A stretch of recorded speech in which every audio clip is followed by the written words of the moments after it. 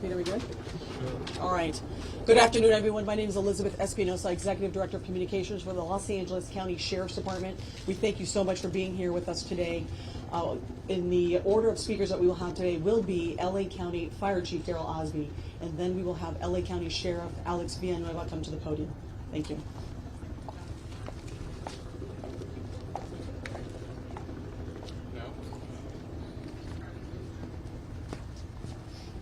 Let's go live with Chief Daryl Osby of the County Fire Department. Good afternoon. My name is Daryl Osby, and I'm the Fire Chief of the Los Angeles County Fire Department. I want to thank you for coming here to today's briefing of the Willow incident. Today, shortly before 10 o'clock at 9:47 a.m., the Los Angeles County Fire Department received a 911 call of a potential helicopter down in a brush fire at the intersection of Los Virgenes Road and Willow Glen Street in the city of Calabasas in unincorporated Los Angeles County. Upon arrival, our firefighters discovered approximately a quarter-acre brush fire that resulted from a crash on the hillside.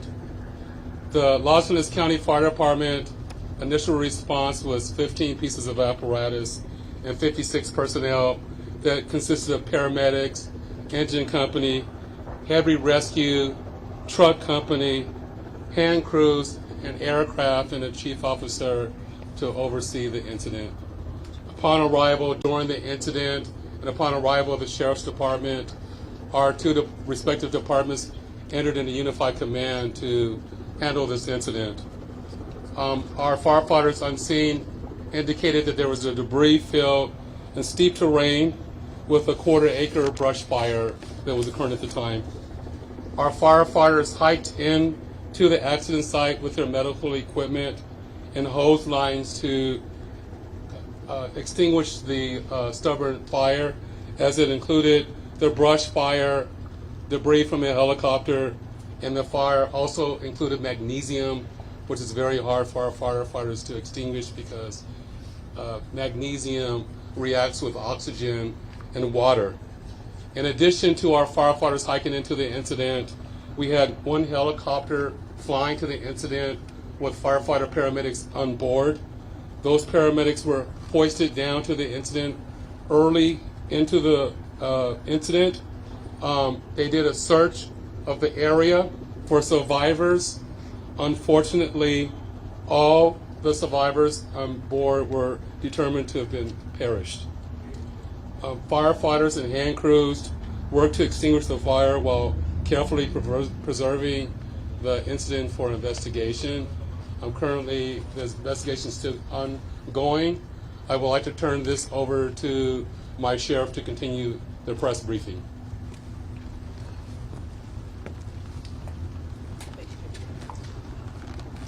Thank you, Chief Osby. Personnel from Los Angeles Sheriff's Station responded to the scene of the crash site and assisted the fire department, and we've established a containment area, and now our Aero Bureau has a handle on traffic or aircraft accidents. However, when there's a fatality, then it switches to the National Transportation Safety Bureau, the NTSB, and the Federal Aviation Administration, the FAA. The FAA is already on scene and assisting. We're waiting the arrival of the coroner's office to assist in the recovery of the remains. As the chief indicated, there were no survivors. We have a manifest that indicates that there was 9 people on board the aircraft, the pilot plus 8 individuals.